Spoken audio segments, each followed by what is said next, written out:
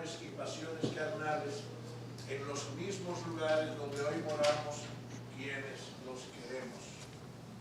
De lo único que se ha escrito con morboso exceso es de los tiranos, como si en nuestra historia no existieran mejores fuentes de inspiración y buenos ejemplos. Estoy aquí porque también hay un motivo muy especial. Julio Ortega Tuz y yo estamos integrando un comité de ciudadanos y de estudiosos de la historia para investigar y exponer la verdadera historia que no se cuenta de todos nuestros hechos y todos nuestros personajes. No es posible que yo siga viendo a Duarte como un ser, qué sé yo, acomplejado, que no fue capaz de mandar al carajo a Santana y resistir el destierro y llamar al pueblo a sublevarse contra ese tiranuelo. No es posible que sigamos viendo esas deformaciones terribles de nuestra historia y por eso vamos a integrar esa comisión a la que desde ya invito a José Miguel Soto Jiménez a pertenecer para descubrir la historia real y exponerla en este país y ante el mundo. Por eso me complace mucho estar aquí, porque estoy seguro que esta tarde vamos a redescubrir a Duarte. A eso aspiramos y a eso siempre ha aspirado José Miguel Soto Jiménez, a quien dejo con la palabra.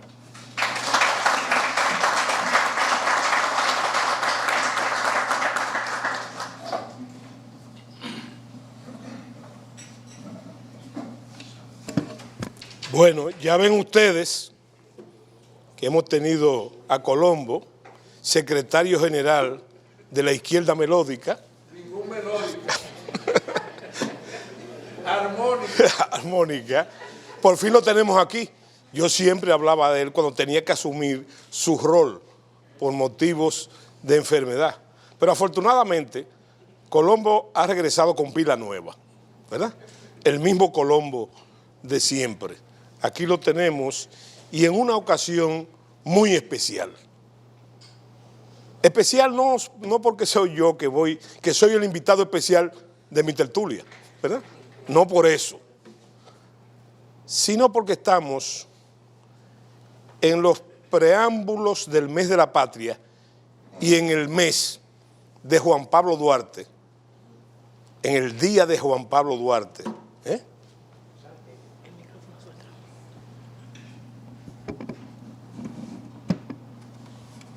Y en esta ocasión, y yo debo ser muy claro, a mí hay circunstancias muy especiales.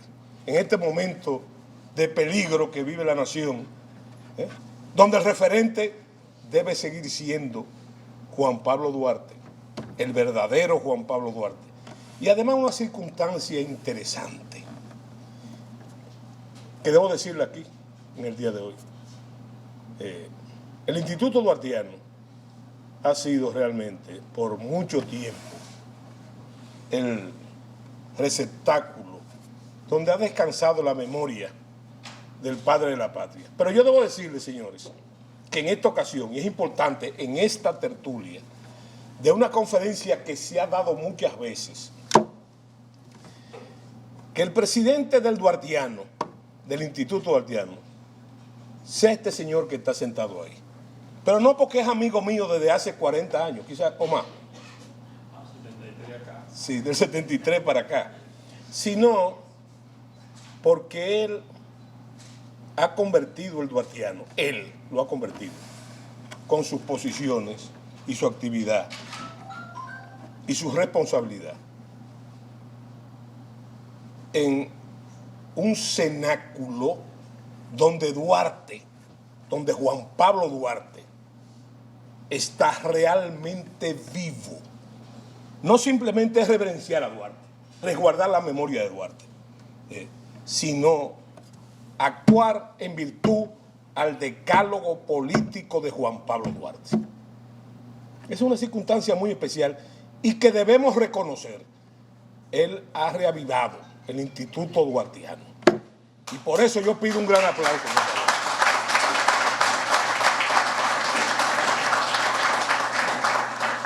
Yo hoy jugaba a las cabriolas. Me tocó una exposición en la Universidad Pedro Enrique Ureño, que yo la categoricé y ha sido muy exitosa. Aquí hay varios de los que participaron en ella. Y yo hablaba de esas jugarretas ocultas, Pelegrín diría que de la providencia, y yo digo del destino como una fuerza realizadora de la misma, de la deidad. Señores, porque la impresión que yo sentía fue cuando entré ahí, digo, mira cómo son las cosas de la vida. Mis primeros estudios secundarios lo hice yo en esta universidad, pero ¿cuáles eran mis compañeros? El señor Pelegrín Castillo y el presidente del Duartiano, que estábamos ahí. Óyeme, y lo interesante es que en nuestras conversaciones de estudiantes estaban vivos estos pensamientos en todo. Yo recuerdo que yo siempre iba a llevar aquí a mi amigo a Villa Duarte, ¿verdad? A Villa Duarte, si no me equivoco. Al puente. Y entonces hablábamos en un momento, como dice el poeta, cuando se abrían los ojos. Cuando se abrían los ojos. Y eran los mismos temas.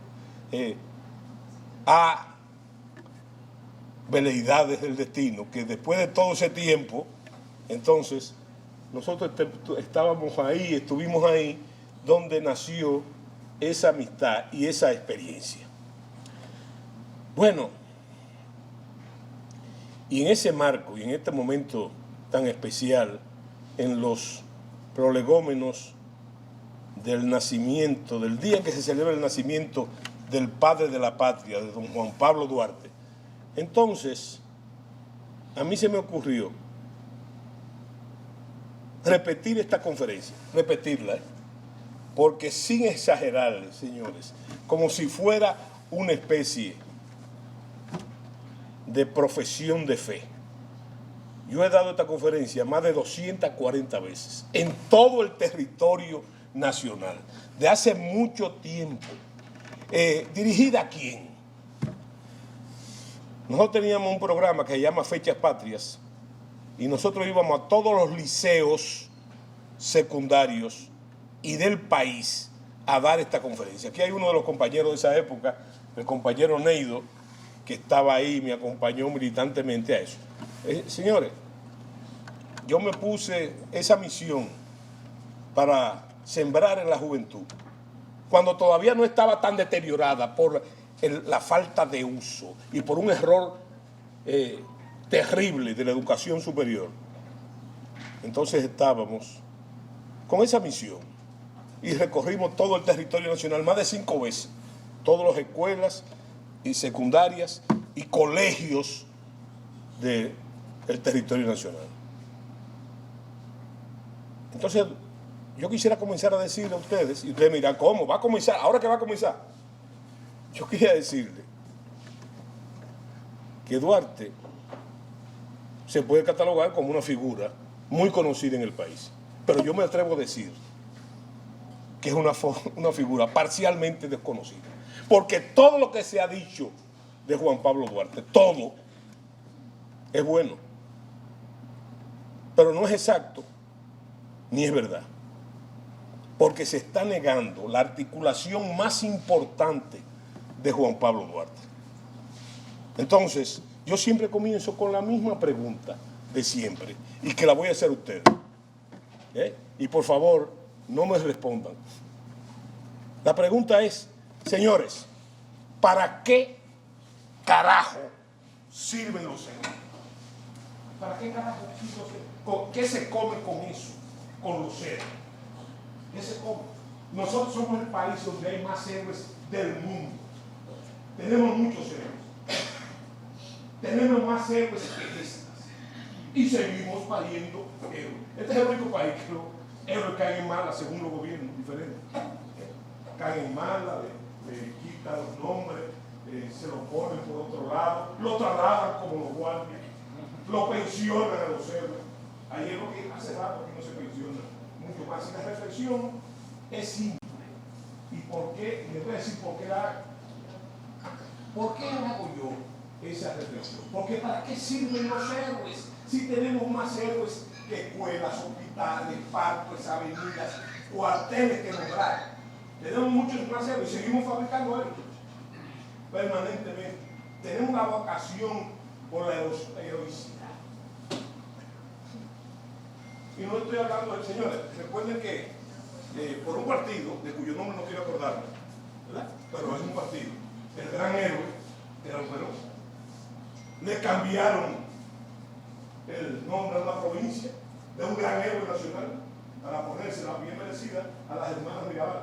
Con los puentes aquí, de acuerdo con que nos cambien el nombre de los héroes. Una vez Antonio Espín me hizo una reflexión aquí y me dice, bueno, hay una cosa que yo no entiendo. ¿Y por qué es que aquí matan a los héroes?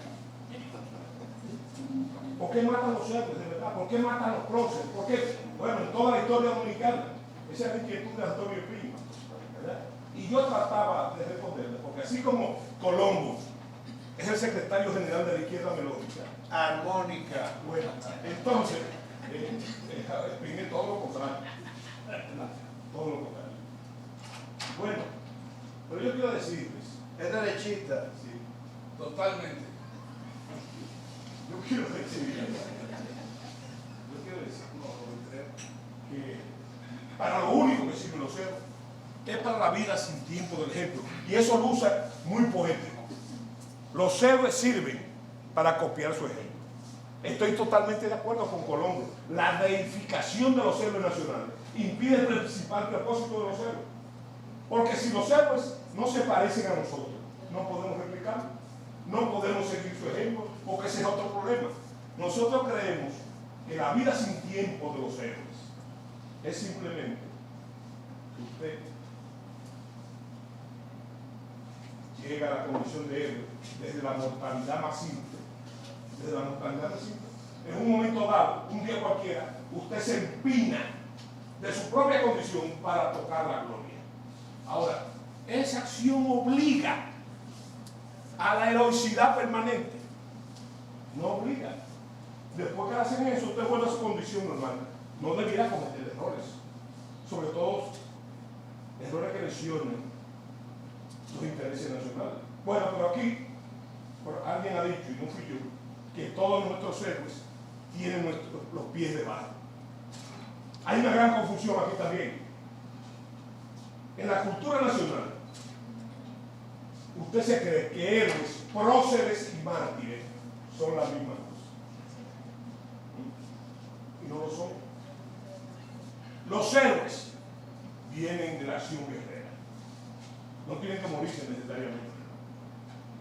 Los próceres son aquellos que por su pensamiento logran tocar la gloria. Naturalmente, ese pensamiento tiene que estar acorde a los intereses de la colectividad. Y los mártires son aquellos que sufren la muerte, la tortura, la vida azarosa por sus ideas. Pero aquí nosotros no, aquí nosotros hacemos un compost. Son la misma cosa, todos. ¿Y por qué yo digo esto?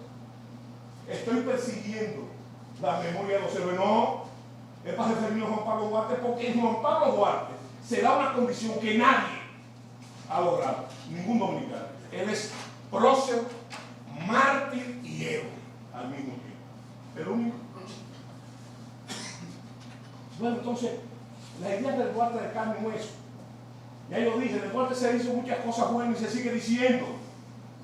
La gente no conoce, por ejemplo, que el ideario de Duarte, que el duartiano ha publicado enormemente, de forma militante. Señores, eso no fue que Duarte se sentó un día y dijo, bueno, vamos a escribir estos pensamientos. Que hay gente que hace eso, inclusive intelectual.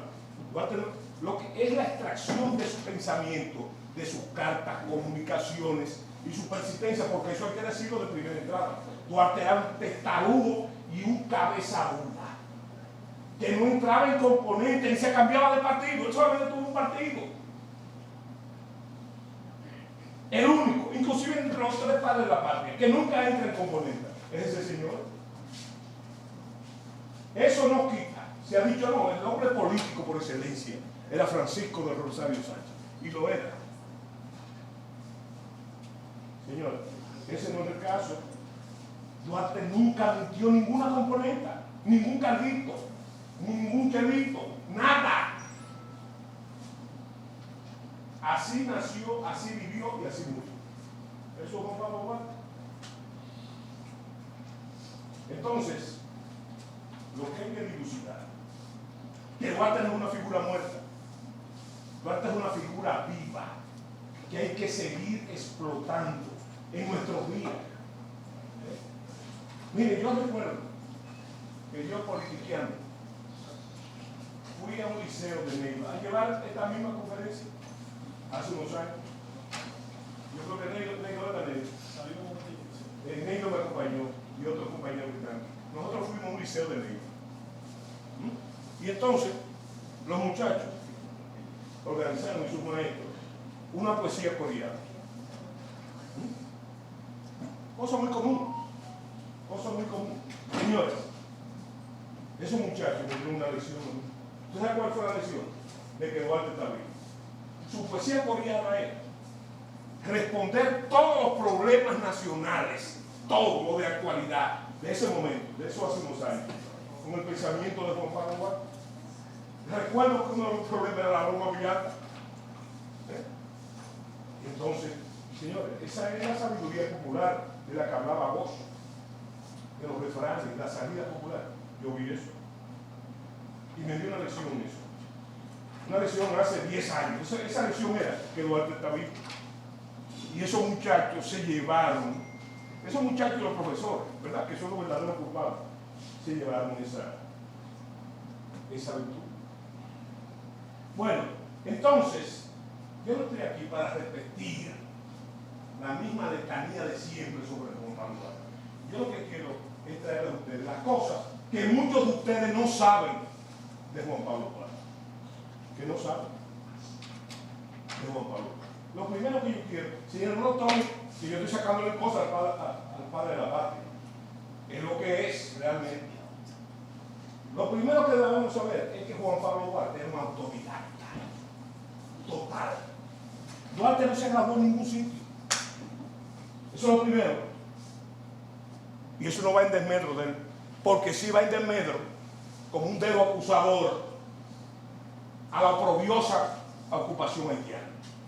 La oprobiosa. Porque ahora yo me río cuando oigo hablar de que eso fue, eso fue una dictadura. Y una dictadura cuenta esos 22 años. Y una de las cosas que hicieron imperdonable fue que primero cerraron la Universidad de Santo Domingo. Y la otra fue que prohibieron la educación formal. La prohibieron. Duarte nació en el 13. Su escolaridad se vio atrapada en esa circunstancia. Y Duarte fue educado por uno que otro sacerdote. En una discusión ahora con el centenario de Duarte, que se habló mucho, donde se dijo, había la costumbre de decir que la madre de Juan Pablo Duarte lo enseñó a leer, pero hay problemas. Es que la madre de Juan Pablo Duarte era analfabeta. ¿Usted conoce algún analfabeto que ha enseñado a su? ¿No es verdad? Muy meritoria en la educación de Juan Pablo Duarte, su madre. Pero eso no es verdad. Y está demostrado. Ese es el primer punto que yo quiero dilucidar. Hay gente que quiere poner a Duarte graduado en Europa, en Estados Unidos. No es verdad. Lo que pasó con Juan Pablo Duarte y ese viaje, señores, todos los viajes educan, todos los viajes dan conocimiento. Pero el papá de Duarte, que no era un salta para atrás, era un hombre de cierta condición económica, de la baja pequeña burguesía, como diría vos, urbana. Como ve las inclinaciones de este muchacho, que es lo que ahora sería un cabeza caliente en medio de esa dictadura, decide Un bonito melódico. una izquierda melódica, decide sacarlo del país y lo manda con un amigo de él de Cádiz y lo manda afuera. Una cosa que no se ha dicho con la suficiente fuerza es que Duarte tenía facilidad para los idiomas. Duarte podía entender, leer el inglés, hablaba el francés, hablaba el latín, ¿verdad? Podía entender bastante bien. Tenía facilidad para el idioma, es un político. Entonces Duarte llega, el primer sitio que llega Duarte llega a Nueva York. ¿Quién gobierna los Estados Unidos? Un señor que se llamaba Quincy Adams. Duarte, yo digo que lo primero que lo impacta a él es el nacimiento de esa democracia americana. Señores, hay una discusión, presidente, hay una discusión sobre qué tiempo pasó Duarte en Nueva York. Hay gente que habla de una semana, otro de 15 días, otro de un mes. Bueno, pero no importa. Duarte se nutrió del nacimiento de esa democracia. ¿Por qué? Porque podía leer los periódicos. Y eso estaba efervescente. Y pudo tener esa intención. ¿Cuál es el otro sitio que pisa Juan Pablo Duarte? Freddy el Flaco. ¿Sabe cuál es el sitio? Inglaterra. ¿Usted sabe lo que está pasando en Inglaterra? En ese mismo momento que Duarte la visita, un señor de barba blanca, que se llama Karl Marx, está escribiendo sus escritos filosóficos, ha publicado ya sus escritos filosóficos y está escribiendo El Capital, su obra esencial. Y yo creo que muy poco lo entiende, ni él mismo lo entiende, el propio Marx. Entonces, bueno, entonces él entra en esa realidad, en contacto con esa realidad. Es imposible que no entre. Y después va a Francia. Y usted sabe lo que está pasando en Francia. Están haciendo el socialismo real. Entonces, en esa efervescencia, como le pasó a Miranda, como le pasó a Bolívar, primero, Duarte está en contacto con eso. Pero lo más importante es que Duarte visita Europa y visitó Alemania. Yo estuve en la Universidad de Frankfurt, donde estuvo, de Hamburgo, donde estuvo el padre de la paz. No estudiante, visitó ahí. Lo que está pasando en Europa es que están haciendo el nacionalismo. Porque hay gente que no sabe, y yo quiero que ustedes lo sepan, sin subestimar a ustedes, que los estados nacionales no existían en Europa. Italia era una sucesión de estados. Víctor Manuel, entonces, en esa época, concretiza, Alemania pasa lo mismo. En Alemania son estados, pequeños estados que se reunifican dentro de la jefatura de Wilhelm, de Guillermo, del Kaiser. Y eso está pasando en todas partes, señores. Y de ahí Duarte pasa a España. ¿A qué sube a Barcelona? Y lo que más impacta a Duarte en su formación son los famosos fueros de Cataluña. Señores, los catalanes están en lo que están hoy, de hace mucho tiempo. ¿Verdad? De hace mucho tiempo. Y Duarte, él lo confiesa. Lo que más me impresionó a mí es eso, porque lo importante es que cuando Duarte regresa a su casa, es un hombre diferente. Él es, en literatura, es romántico. Como poeta es un romántico. Porque ese es el movimiento que está en boga en toda Europa. Cuando retorna, es nacionalista, impactado por la conversión de esos estados nacionales, de las monarquías que se han convertido en estados nacionales. Y cuando se baja ahí, en la puerta de San Diego, que yo no conozco un santo que llama San Diego, en la puerta de Diego, en honor a que es Don Diego. ¿Pero por qué? Por el familiar de Duarte, el descendiente de Colón, que llegó Colón. Fíjense que cruzo lo dedos, como menciono aquí por el futuro de Colón. Bueno, cuando eso pasa, que su papá lo va, ese puerto no existía ahí, era un embarcadero. Cuando su papá lo recibe, está interesado, pero no por ideales. Entonces, el papá de Duarte quiere saber en qué ha invertido su dinero. Y Duarte aspira que el muchacho venga de allá para que lo ayude en su quincallería, en su negocio. Gran decepción cuando él le pregunta, ¿y entonces? ¿Qué tú vas a hacer? Y él le dice, yo voy a hacer lo que están haciendo los catalanes con los fueros de Cataluña. Hay gran decepción del papá. Digo, yo he gastado mi cuarto en vano, porque este muchacho llegó peor. ¿Qué sucedió? Que él comenzó su activismo. Y fíjense, yo dije esta mañana en la UNFO, hablé de eso, de que en este país, en la República Dominicana, por un asunto cultural, y de eso hemos sido víctimas, somos víctimas permanentemente. Este señor, el papá de este señor, sus hermanos, son acusados de teórico. Y yo también. este es el único país en que ser teórico, oye, ser teórico en este país es un estigma y un insulto. Yo he dicho que el que dice teórico en este país no pelea, no va a pelear por más nada, porque es un insulto. Entonces, fíjense la trayectoria de Juan Pablo Duarte. Juan Pablo Duarte fue muchas cosas. Y las articulaciones oficiales, ustedes ven, que Duarte era teatrista. Mi querido amigo, que Duarte realmente fue de todo. Mire, fue tramoyista, fue productor, fue actor, fue apuntador en el teatro, lo fue todo. Pero no porque Duarte era teatrista, es porque Duarte era integrado a su labor revolucionaria de llevar el mensaje en una dictadura, en castellano, sobre todo, en obras castellanas, sobre el mensaje. Y por eso Duarte, esa es la filantrópica. Ese era el primer escalón de la tarea compilativa de Juan Pablo. Y en la otra organización que hace, es la Trinitaria. Se ha jugado intelectualmente que la Trinitaria es un partido político. No. Eso es una organización subversiva.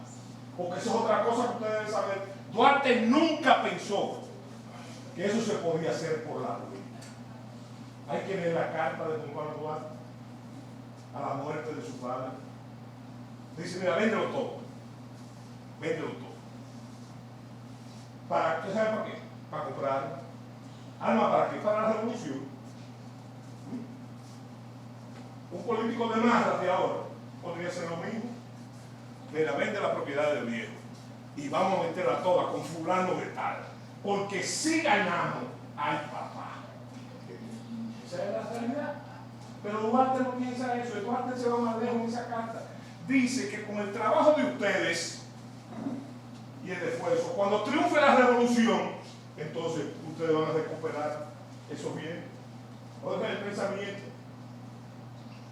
de ese señor.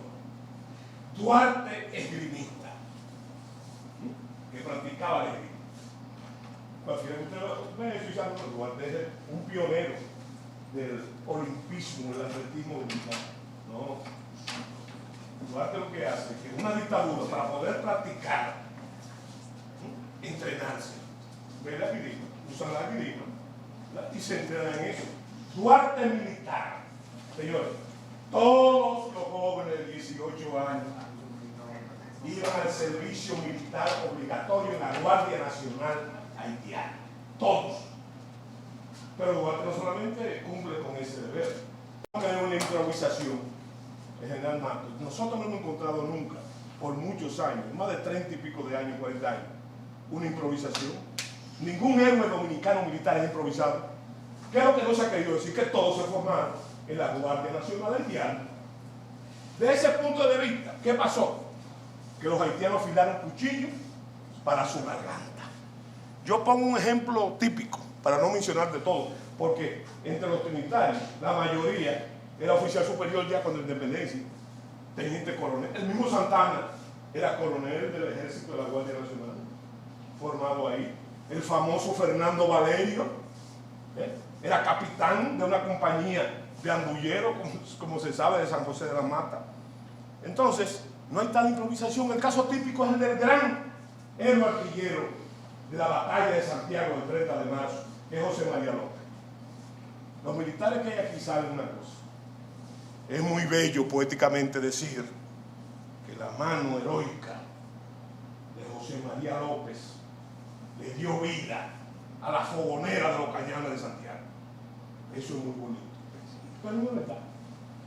Porque para tú ser artillero, por lo menos tienes que conocer el arma.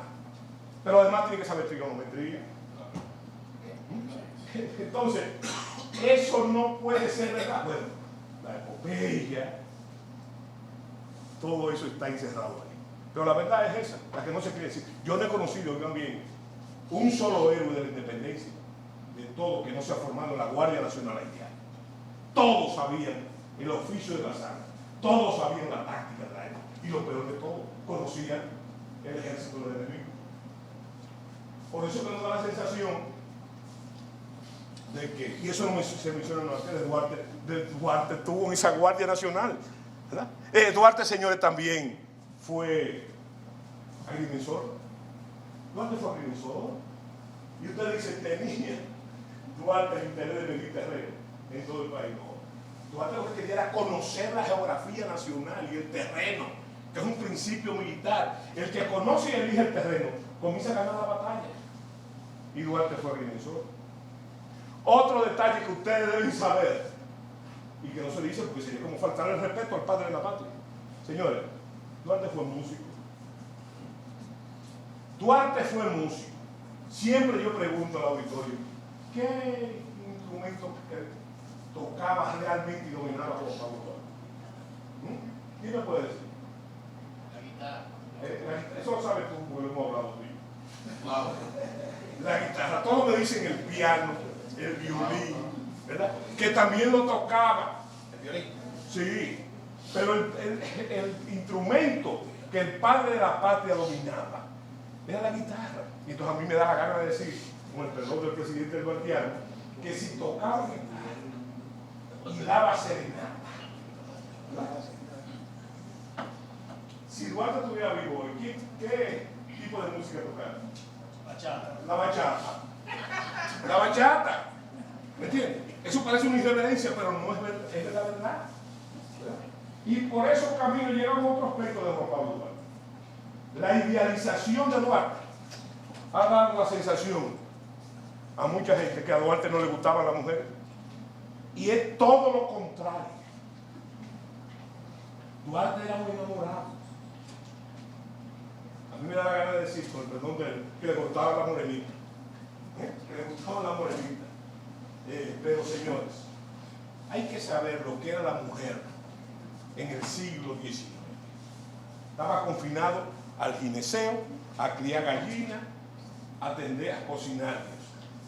Y ustedes no han reparado que hay mujeres, y yo voy a mencionar solamente 5, que daban la vida por Juan Pablo Duarte, que tenían participación militante política.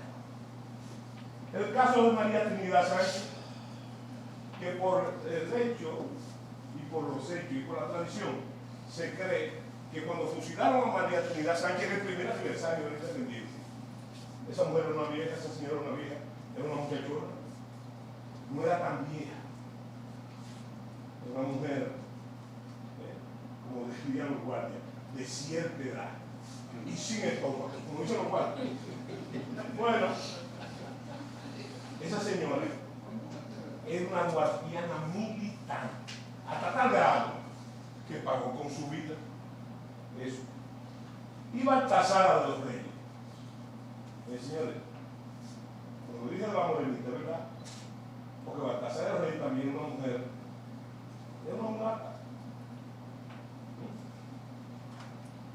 Hay una, de acuerdo a mis investigaciones, yo he hablado de la enemistad de Duarte con Bobadilla, o de Bobadilla con Duarte, de Francisco, de don Tomás Bobadilla y Briones.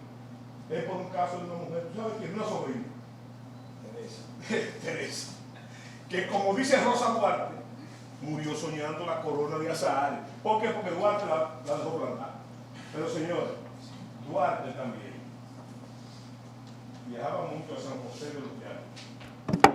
Y ahí, un historiador que lo han excomulgado del Parnaso, apellido puertorriqueño, apellido de Onix, que se atreve a hablar de la vida sexual de Juan Pablo Duarte. Él dice que Duarte en San José de los Llanos tuvo varias novias y se atreve a decir cosas que yo no puedo afirmar naturalmente, porque no tengo completamente, que Duarte tuvo descendencia. Y una de esas descendencias era con una pariente de él, que no se usaba mucho, llegó hasta mi época eso, de que las familias de las urbanas traían del campo parientes para que hacían el trabajo de la servidumbre. Y entonces esa muchacha que trajeron, creo que se llama Sandalia, Sandalia, salió un estado. Salió un estado. Declaro que los celosos guardianes del puritanismo duartiano dicen, no, eso fue del papá. Pero hay un detalle terrible. es que el papá de Duarte estaba acostado con un play y no se paraba de la cama. Tenía que ser una cosa muy extraordinaria. No la descarto para que eso fuera así. Entonces ustedes saben lo que era eso en esa época. En esa época eso era terrible. Pero a mí no me cabe ninguna duda no ese hecho, sino de la virilidad de Juan Pablo Duarte. ¿Por qué, señores? Todo el mundo sabe, yo sé por las crónicas y sobre todo por su hermana Rosa, que no hay nada más terrible que tu memoria sea custodiada por una jamona. Eso es terrible. Pero ella misma dice, y es una prócer de la República, ella misma dice que Juan Pablo Duarte, más allá de su hermano, era un hombre buen mozo, muy buen mozo. Otros lo dicen, que es un tipo cautivador. Y esas mujeres que yo mencioné, incluyendo a doña Chepita Pérez, que es la mamá del ilustre loco de Don Gil, donde se hizo y se profirió el juramento trinitario, y donde se juntaban a conspirar en la casa de esa señora. Frente a la iglesia del Carmen. Sí. ¿Tú estabas ahí? No, pasé. Está bien. Lo que les quiero decir es que en esa tesitura, señores, era un líder, Juan Pablo Duarte era un líder que cautivaba a los hombres que también estaban dispuestos a morirse con él y a las mujeres. Bueno, de un tipo cautivador, ¿no? De fácil palabra, elegante. Hay un detalle interesante, y con eso termino esa parte. Señores, hay que leer el proyecto de diario de Juan Pablo Duarte. Cuando lo sacan del país, que llega a Hamburgo, a Duarte en esa página le entra un chipero, como se dice ahora. Cuando él comienza a ver a esa mujer alemana, grandota, rubia, ¿verdad? Y habla del bello sexo, etc. Era un enamorado, además de poeta, era un enamorado, Juan Pablo Duarte. No solamente, no era un tigre, como nosotros tenemos hacia aquí, era un individuo comedido, educado. Bueno, el próximo aspecto de Juan Pablo Duarte, que yo quiero tocar y que poco se ha hablado, es la iconografía de Juan Pablo Duarte. Y quiero explicar. No voy a mencionar los pintores que pintaron a Duarte, ¿verdad? Hay otros muy famosos como Bonilla, etc. Pero a mí me mortifica una cosa de manera terrible. Una obsesión que yo tengo. ¿Por qué esos bucles de Juan Pablo Duarte? ¿Esos bucles? ¿Por qué? Si la única fotografía de Juan Pablo Duarte es la de Caracas, ¿verdad?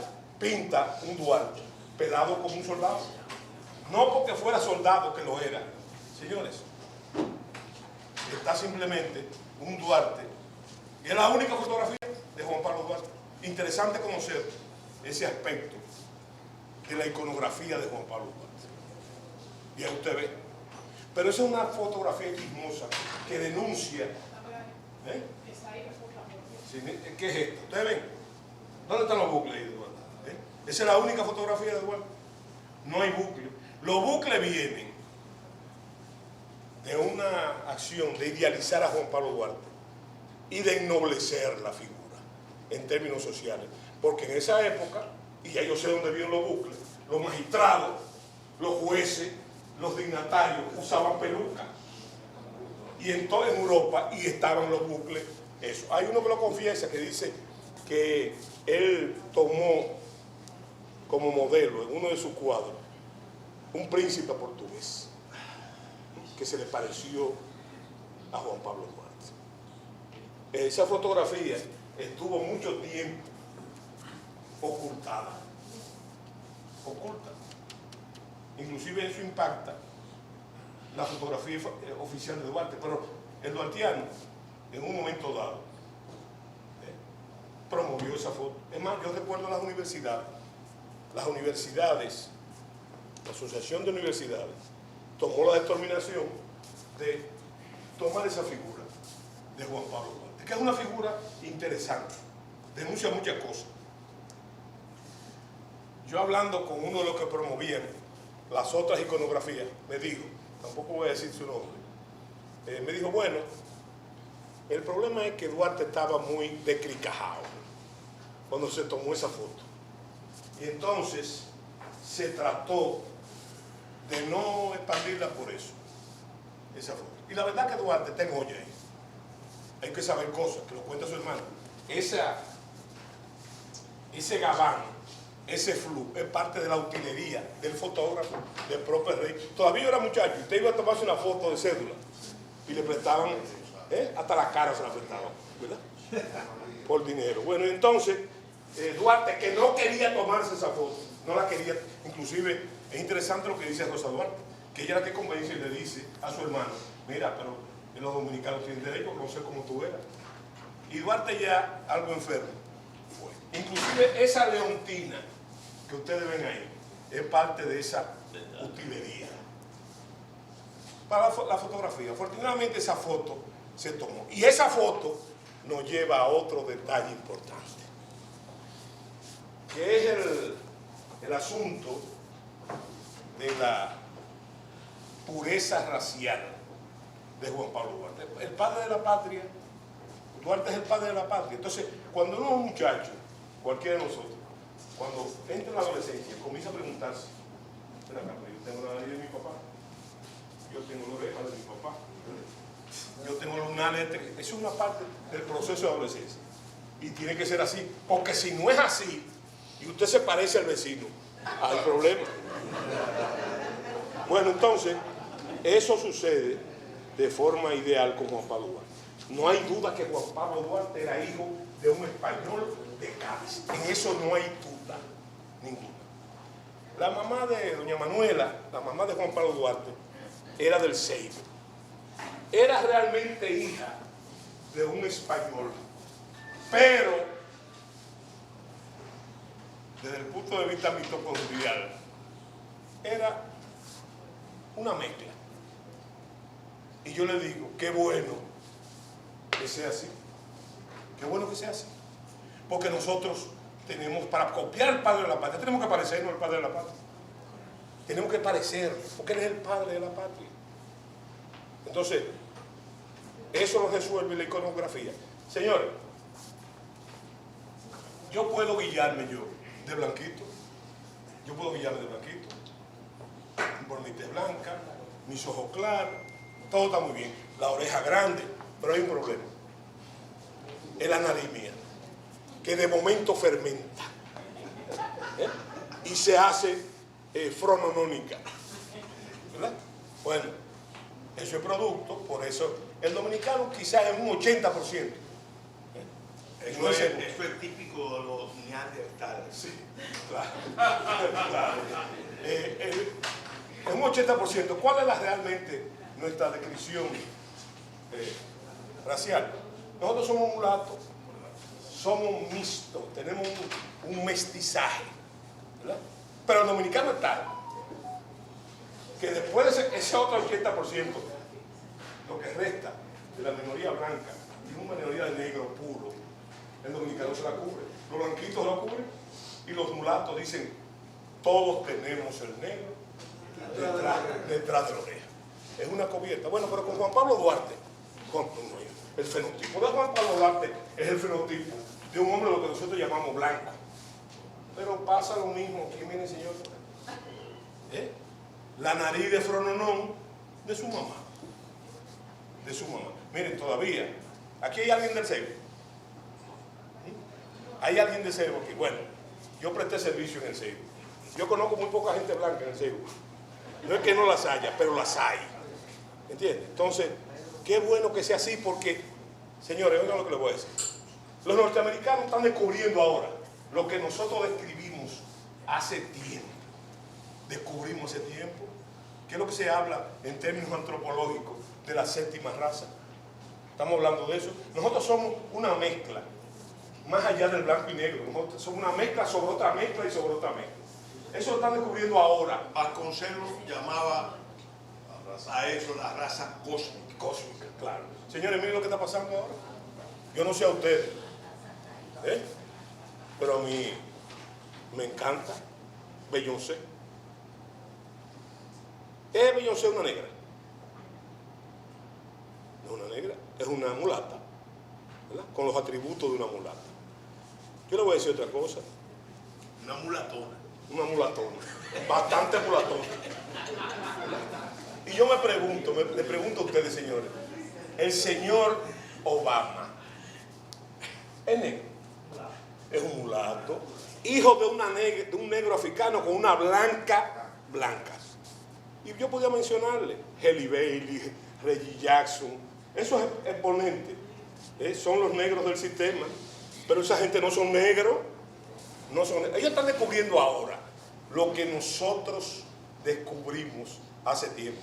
Y déjeme decirle, ahí es que reside realmente la esencia del concepto de la nacionalidad dominicana. Por eso que los haitianos que quieren meternos en problemas raciales, ¿verdad?, que ellos sí son racistas, que lo quieren meter, ¿verdad?, no pueden. Yo me voy a atrever a decir una cosa a ustedes. Aquí la esclavitud nunca funcionó en República Dominicana. Nunca funcionó. ¿Ustedes saben por qué? Porque nuestro activo fundamental fue la pobreza. El poder y los asentamientos estaban en las zonas rurales. Y entonces, no era como los Estados Unidos y otros países esclavistas. Señores, había lo que se llamaba el derecho de la pierna, el espernaje, ¿verdad?, de que el amo usaba sexualmente. Pero ¿qué sucedió aquí? Que la convivencia por la pobreza de los actos era tan grande que a la vuelta de una generación, ¿cómo tú le ibas a dar golpe a tu hijo, a tu nieto, a tu sobrino? Por eso no funcionó una cosa. Los haitianos dicen que ellos trajeron la libertad. ¿La libertad de qué? Aquí nunca funcionó. Hay un pasaje muy interesante de Pedro Santana con su marcha, yo le llamo la marcha con el sol, hacia Azo, que ahí cruzando o vadeando el Jaime, se encuentra con unos negros, ahí, unos negros con machete y lanza. Y le dice que quieren hablar con él. Dice, díganme, nosotros queremos pelear, vamos para allá, que usted no integre al ejército. Le dice, pero ¿cuál es su vaina? ¿Cuál es su motivación? Dice, nada. Un negro retinto dice que queremos ir a matar esos malditos negros del carajo. Negros retintos. O lo que decía en la colonia, se decía en la colonia aquí, yo soy blanco de la tierra. ¿Usted sabe lo que quiere decir eso? Yo soy negro, pero soy de aquí, no soy de allá. Desde esa época, señores. Ese es el gran dilema nuestro. Y Duarte lo describe en su poema famoso de los blancos, rojos, pobrizos. Él lo dice. Esa es la realidad real del dominicano. Porque ahí confluye. Otra cosa que hay que aclarar, que yo los discuto y los enfáticamente. Se ha dicho que Duarte no quiso ser presidente de la República. Totalmente falso. Duarte quiso ser presidente de la República. Señores, Duarte da el primer golpe de Estado de la República el 9 de junio de 1844 para eliminar la Junta Central Gubernativa, traidora, proteccionista, etc. ¿Cuál era el presidente de la Junta? Él. ¿Pero qué dice él? No, yo no acepto ser presidente. El presidente es Francisco del Rosario Sánchez, porque yo quiero ser presidente, pero por voto. Y se va al Cibao, donde después del contragolpe hecho prisionero. De tremendo presidente nos privamos. Y como ha insinuado Colombo, ¿verdad?, si Duarte hubiese sido presidente, entonces la historia dominicana, el desarrollo lo hubiese sido totalmente diferente. Si ustedes quieren ver, vean el proyecto de constitución de Juan Pablo Duarte, que ese señor es capaz de visualizar lo que se llama la aspiración de hoy, del poder municipal, ¿verdad?, hace más de casi 200 años. Él lo preconiza, lo visualiza. Entonces, después que yo le digo a ustedes eso, hay otro detalle interesante. Señores, miren, ¿quién nombra oficialmente a Juan Pablo Duarte, padre de la patria? El arzobispo. No, el arzobispo Porte lo saluda. Qué bueno, contarte una cosa. Lo saluda, o salve tú, oh padre de la patria. Pero al menos declara traidor a la patria. Ese arzobispo Porte. ¿Tú sabes por qué? Porque esa es otra cosa que quiero que bueno puedo contar. Aquí hay que decir, a Duarte lo quieren pintar como un beato o como un santurrón. Era un creyente, fervoroso. Pero Duarte tiene un problema. Que Duarte era mazo. Y los masones siempre han estado enfrentados, hasta hoy, con la iglesia. Pero Duarte fue masón. ¿Ustedes saben como quién? Como Washington, como Jefferson, como Adams, como Simón Bolívar, como Benito Juárez, como San Martín, como Martí. ¿Verdad? Y era tácticamente, pero yo digo que Duarte fue muchas cosas, pero por ser un revolucionario. ¿Por qué? Porque en el sigilo sacramental de la logia, usted podía reunirse ahí con los hermanos masones a conspirar sin problema, con el agravante de que el general Descrot, el comandante militar de la plaza de Santo Domingo, era hermano masón y hermano de Juan Pablo Duarte. Pero que aquí había cura masón. Pero claro, aquí, y señores, Santana fue masón, después también sería masón, ¿verdad? Y hay una cantidad, como Luperón, que fue masón también, ¿eh? Entonces, eso hay que decirlo y rescatarlo para comprender el pensamiento de Juan Pablo. Naturalmente, si usted estudia el estilo literario y la prosa de Juan Pablo Duarte, sabe necesariamente que refleja donde él se nutrió. ¿Dónde se nutrió él? Señor, ¿usted cree que había biblioteca en esa época? Las únicas bibliotecas eran de locura. Y entonces ahí él bebió. Y su prosa está influenciada por eso.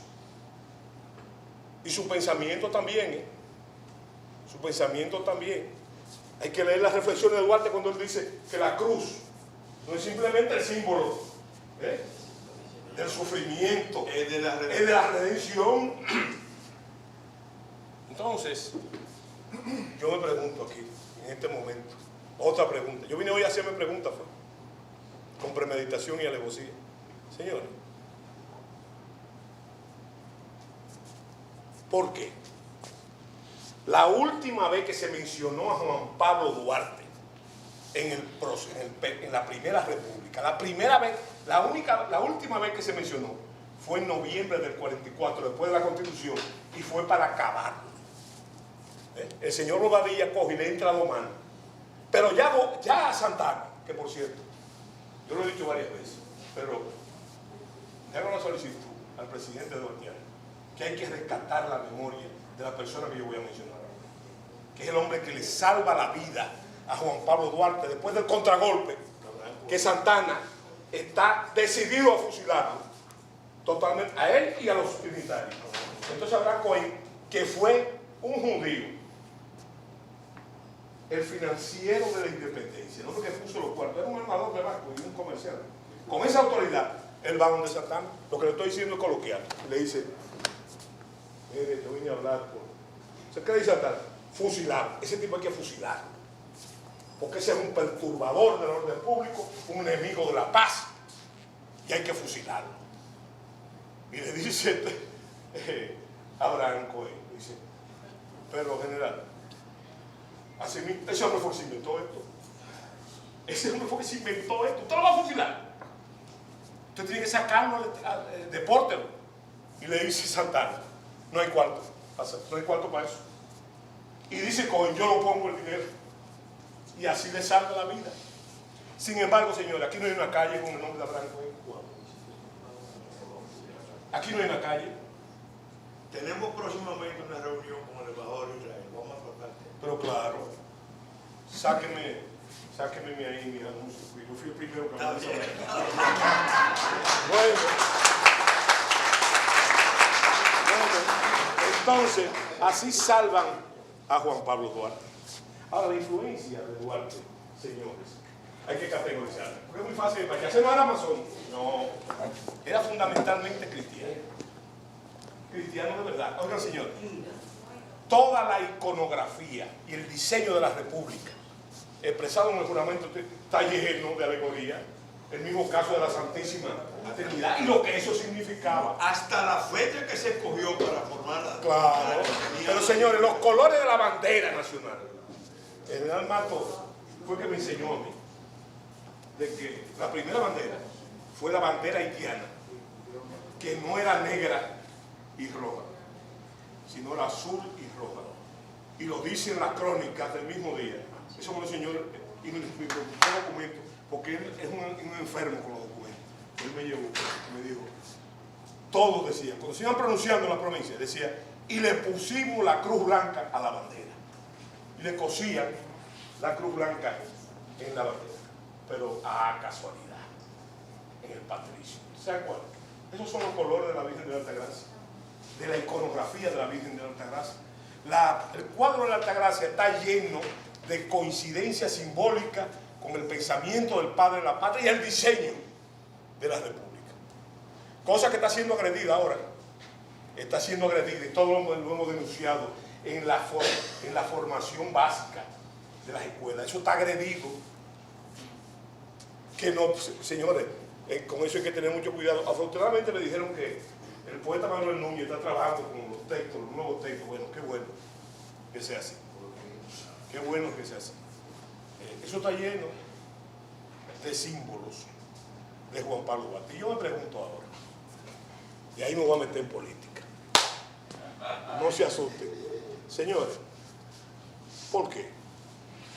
¿Por qué ese esfuerzo de convertir el padre de la patria en una especie de pendejo ilustre? ¿Por qué? Siendo totalmente mentira. No han escondido el verdadero. El verdadero Juan Pablo Duarte está saliendo a relucir ahora con la actividad del duartiano. O sea, no lo tradicional, sino el verdadero Juan Pablo Duarte. Porque yo debo decirle a usted que lo único, no se vayan a romper la ropa, como yo lo voy a decir ahora. Lo único que fue Juan Pablo Duarte fue un político de vieja cabeza. Un político, pero lo que él decía, la política la concebía como la parte más pura de la filosofía. Y usted sabe, después lo parafrasea el señor Clinton en una entrevista que dice él, si usted volviera a nacer, que usted fuera político de nuevo. ¿Por qué? Porque la política, que es lo que pensaba Duarte, era lo único que es capaz de cambiar la suerte de las personas. Después de la filosofía. Claro. La más noble. Sí, entonces, ese es el concepto de Duarte de la política. Y él era un político, pero con una categoría especial. Colombo y Freddy el Flaco. ¿Sabes cuál era? Que él era un político, pero un político revolucionario. Que es lo que no se quería. Por mucho tiempo, el pensamiento conservador. Él han tratado de opacar ese papel. Señores, es un hombre de pelo en pecho. Es un hombre que es capaz de decir que la República Dominicana tiene que ser libre de toda injerencia extranjera o que se une. Eso lo dice un pelagato. Eso lo dice un pelagato. No. Señores, las reflexiones de Duarte sobre las potencias, las de ayer y las de hoy, sobre las potencias extranjeras, es clara y determinante. Esa es la verdad. Entonces, ¿cuál es el sistema? Yo le digo a ustedes una cosa. Ulises Herón, es el padre, el que trae la apoteosis, el que hace la apoteosis de Juan Pablo Duarte para traer sus retos. Es Lilis, que para mí es el dictador más férreo y el mayor violador de los derechos humanos del siglo XIX, donde Santana era un niño de teta delante de ese en cuanto a ese aspecto de su gobernanza, vamos a llamarle así. Pero el que hace la apoteosis de Juan Pablo Duarte, hay una frase de Meriño, para que ustedes vean cómo le habían borrado, búsquenlo en el Navarijo, de este señor, el médico, ¿cómo se llama? Famoso, de Moscoso Cuello, que él narra que Lili llama a Meriño y dice, mira, vamos a traer los restos del padre de la patria. Y tú sabes una cosa, tú eres el que va a decir el panegírico. ¿Sabes lo que le dice Meriño? Meriño, que era un sabio, le dice, ¿qué vamos a decir nosotros de ese pobre hombre? Fíjese hasta qué grado se había logrado borrar del inconsciente colectivo el padre de la patria, pero sobre todo el imaginario de poder del pueblo dominicano. Y entonces hace eso. Pero sin contar otras anécdotas de ese, que hay muchas interesantes, entre ellas aquella que dice, no me muevan los altares. Y él hace la figura de los tres padres de la patria para evitarse la oposición política a Juan Pablo Duarte, ¿verdad? de los Sánchez y de los Mella también, ¿verdad? De los Mella. Entonces, he ahí el otro ejemplo.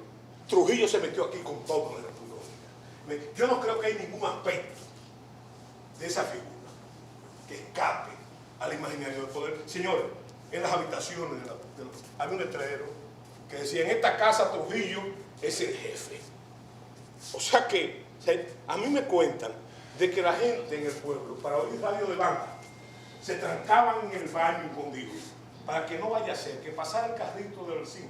Y entonces, que están oyendo Venezuela y Cuba, a un vecino te chivateaba. ¿Verdad? Entonces, señores, Trujillo se metió con Trujillo se metió con el padre de la patria.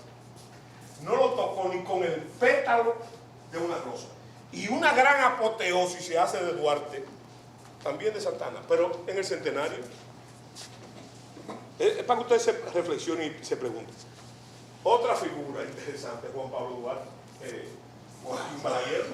Joaquín Balaguer escribe el Cristo de la Libertad. Señores, ustedes han leído bien el Cristo de la Libertad. Ese señor dice que Duarte es una figura sin mácula, sin tacha, prácticamente sin pecado concebido, como la Virgen de María. Pero no está diciendo eso, señor, en plena dictadura de Rafael Leónidas Trujillo Molina, donde se hacía la apoteosis del otro, de Santana. De Santana. El general Mato recuerda cómo se inauguró la academia militar, que se llama Batalla de la Carrera, no por la Batalla de la Carrera, sino por Pedro Santana. ¿La bandera del Seibo? Sí, por la bandera del Seibo, que usted y yo sabemos un secreto de esa bandera, que nos la dijo el general Méndez Lara, por cierto, de secreto en secreto. Entonces, en ese momento, Balaguer hace esa idea. Balaguer usó, no hay ningún dominicano que usara más su cultura y sus otras capacidades al servicio del político de pies a cabeza.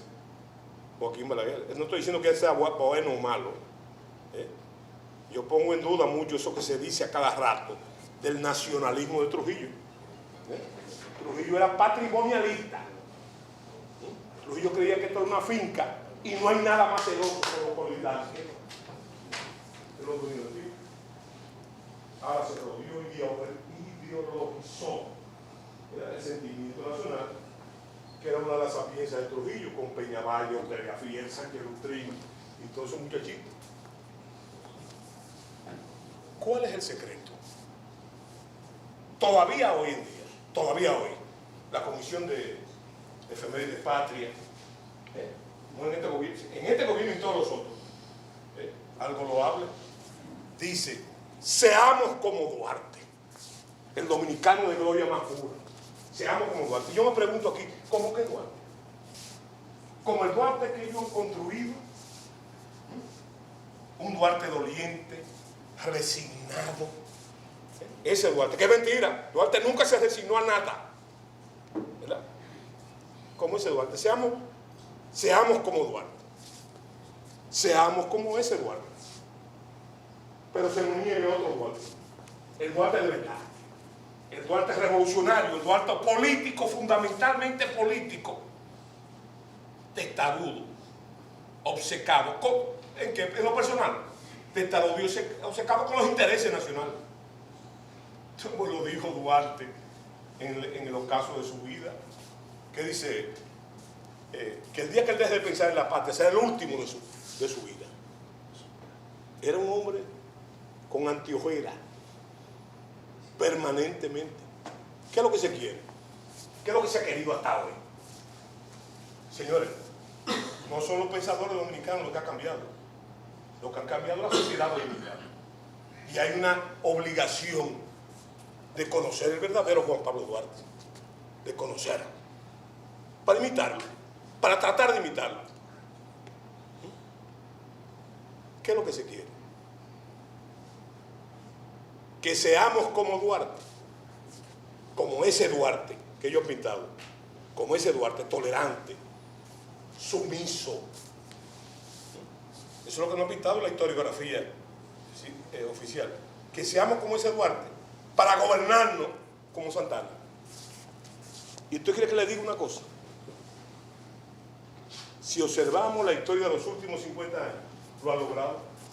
Ha logrado incubar en el dominicano una especie de sumisión y apócrifamente duartiana. Y nosotros, el pueblo dominicano, parece, yo creo que se están equivocando ahora, parece que aguantamos de todo. Que aguantamos de todo. Señores, nosotros tenemos 60 años sin luz. Y lo aguantamos, lo toleramos. Miren, en todas las épocas, en cualquier otro país con ese problema, hace 30 años que se hubiera peleado aquí, como en Centroamérica, etc. Pero no, es producto de esa sumisión estoica del dominicano, que yo digo siempre, mirando la figura de Juan Pablo Duarte, señores, tengamos cuidado con el dominicano, porque el dominicano es sumiso y tolerante hasta un día, como pasó en la independencia. Hasta un día. ¿Cuál es el día en el Cibao? Yo soy cibaeño. El día menos pensado. Cuando el dominicano dice, y es más, miren allá, hay problema, ¿verdad? Ese es el día que se agota nuestra tolerancia. ¿Qué es lo que debemos evitar nosotros? Siguiendo el pensamiento de Juan Pablo Duarte, siguiendo el imperio de la ley, evitar que llegue ese día. Porque cuando ese día llegue, como decía Shakespeare en Julio César, que cuando se desatan los perros de la guerra, no lo amarra nadie hasta que se agota la guerra en sí mismo.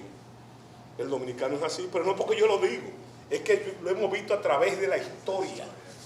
Lo hemos visto a través de la historia. Yo creo que es un deber del gobierno nacional evitar que ese día llegue. ¿Cómo? Simplemente, señores, sin tremendismo, cumpliendo la ley. Cumpliendo la ley. Lo que los presidentes juran los 16 de agosto cuando van a asumir el poder. No ha cambiado el día. Es que Duarte lo dijo. El gobierno ha de mostrarse justo y enérgico. O de consiguiente no tendremos ni independencia ni independencia. Entonces, señores, ese es el verdadero Juan Pablo Duarte. Entonces, ¿cuál es el deber? El deber del gobierno. Hay gente que no le gusta eso, que uno diga eso, porque está en contra del gobierno. No. El deber del gobierno es evitar a toda costa que el dominicano llegue ahí.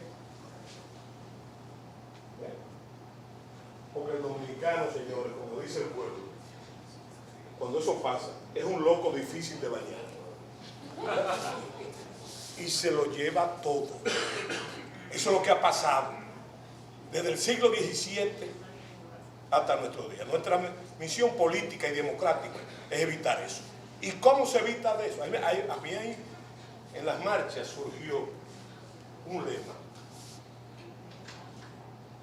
que dice Duarte vive. Duarte está vivo. Y esa es la verdad.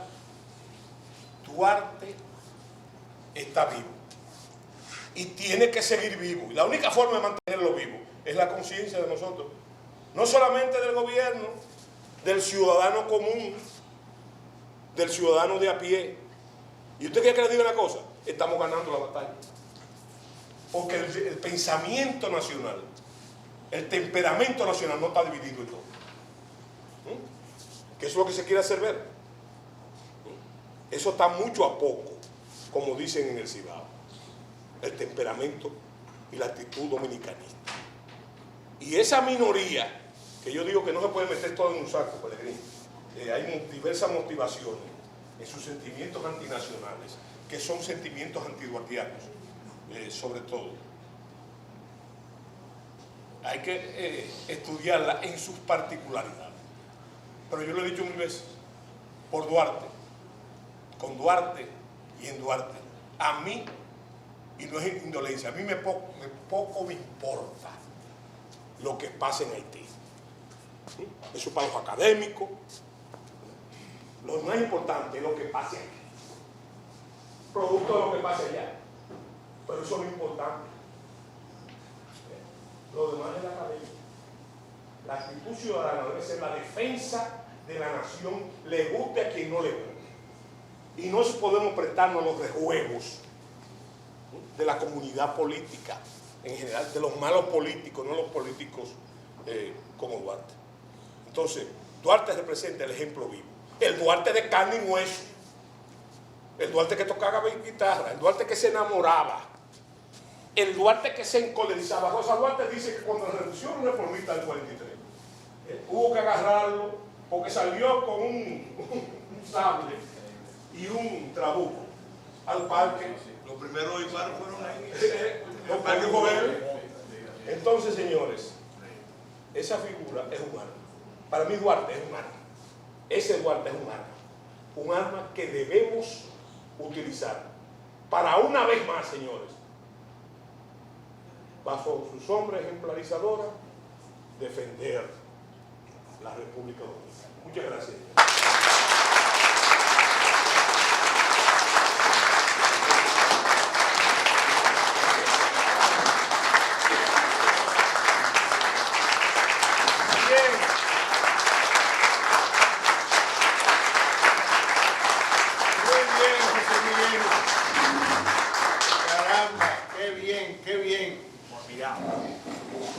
Yo que tengo un proyecto de novela sobre Juan Pablo Duarte, que he tenido que suspenderlo hace un tiempo,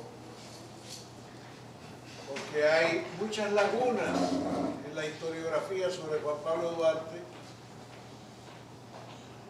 Esta noche, qué bueno que vine, empiezo a coger las pistas para llenar esas lagunas, por José Miguel Soto Jiménez, que sabe mucho de Juan Pablo Duarte, evidentemente. Mi novela ya tiene la entrada, solo la entrada, no he podido seguir, porque hay lagunas de Juan Pablo Duarte sobre su vida en Europa. Hace falta mucha información sobre ese periodo. Hace mucha falta de información sobre los 6 años que duró perdido en la zona del Apure, en Venezuela. Tanto así que su gran secretaria, asistente, fanática, su hermana Rosa, lo daba por muerto, por desaparecido ya, en esos 6 años que se perdió en el Apure, que nadie sabe por qué, aunque se sospecha que fue por profunda decepción de lo que estaba ocurriendo con su gran ideario independentista en esta república entonces, y creo que todavía, entrecomillada. Pero bien, qué buena exposición la de Soto Jiménez. Sospecho, repito, que me va a resolver esas famosas lagunas. Hablaremos ya de Juan Pablo Duarte, tú y yo. Gracias. Preguntas, vamos arriba. Bueno, lo primero que quería era felicitar al general Soto Jiménez. La verdad que su exposición no tuvo desperdicio. Yo me conecté con Duarte en el año 85 aproximadamente, por una circunstancia muy accidental. Yo conocí a Duarte, que normalmente se enseña en la escuela, el famoso librito de historia de Inchausti, que era la cosa. Sí. Y en el año 85, por distintas circunstancias, me plantearon la posibilidad de llevar un busto de Duarte al Río Negro. Yo estaba en Venezuela y entonces tenía la posibilidad de facilitar, y de hecho finalmente lo llevamos. Pero lo que voy a apuntar aquí, para ser bien preciso y bien breve, son 3 cosas. Señores, los dominicanos no tenemos, me perdonan la grosería que voy a decir las damas, no tenemos ni puta idea de quién fue Duarte. Duarte es efectivamente, y yo lo felicito porque esa categorización, héroe, prócer y mártir. Duarte no es solo la figura sublime que nos pinta Balaguer, en un esfuerzo literario que para mí tiene mucho que ver con su respuesta a la situación del momento, de Trujillo, etc. Pero que no tiene nada que ver con el Duarte de verdad. Duarte en Venezuela se relacionó, y esto va con mi amigo el general que está por allá. Duarte se relacionó en Venezuela con el general Blas Dutual, a quien apodaban el general sin miedo. No perdió una batalla, y en esa época las batallas eran a sable y el general iba adelante. O sea, Blas Dutual fue una figura que apoyó a Duarte, y para mí fue un hilo conductor en esa investigación. Duarte ciertamente tuvo, como dice Rosa Duarte, 12 años errante por el interior de Venezuela. ¿Ustedes saben dónde estuvo Duarte? Duarte estuvo en el centro de la conspiración liberal que condujo a la guerra federal. Creo que de Francisco y dirigió ¿Encontraste diámetro? ¿Encontraste diámetro? San Fernando de Apure, de la ocupación de Morton de Querecari. No lo digo yo, lo dicen los documentos venezolanos. De modo que un individuo que se fajó sable en mano y con una pieza de artillería que todavía hoy en día se conserva en San Fernando de Apure, dirigió todas las acciones de las fuerzas federales que le había entregado Marcelino Muñoz. Yo le estoy mencionando algunos nombres. ¿Quién era Marcelino Muñoz? El primer diputado y presidente del Estado Apure. O sea, no era Perico Los Palotes que está en la esquina, pero era a su vez el hijo del general Marcelino Muñoz, quien captura al general José Antonio Páez y lo lleva a prisión. Y todo eso bajo la égida de las fuerzas liberales. De modo que Duarte, sí, efectivamente, doctor Jiménez, Duarte es ante que todo un político que representó lo más brillante de la política de la época, de esa época de 1845 en adelante.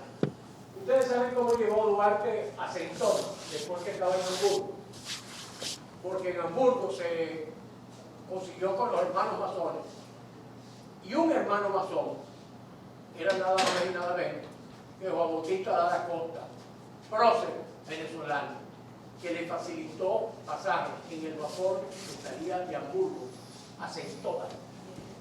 Y con ese vapor él se dirigió hasta Centona. Se dirigió a Centona porque él le interesaba una goleta que lo conectara con la Guaira. Y el vapor continuaba su viaje hasta Ciudad Bolívar. En fin, no quiero cansarlo con esto. Yo le pido encarecidamente, por los medios que usted tenga, me pongo a su orden, a su disposición, como quiera, al presidente del Instituto Duartiano. Tenemos que redescubrir a Duarte y tenemos que entregarle a ese Duarte, que es el Duarte que acaba de pintar Soto Jiménez, a todos y cada uno de los 10 millones o 11 millones de dominicanos que son, para que sepan qué es lo que tienen, cuál es la guía, cuál es el faro que hay que seguir. Duarte vive, pero no es un personaje. Por cierto, una de las mujeres que más persiguió fue una apureña, y le dedicó hasta un poema y todo, lo estaba persiguiendo, me parece que con ciertas intenciones muy buenas. En fin, no lo canso más. Gracias, señores del Instituto Duartiano, por Dios. Muchas gracias.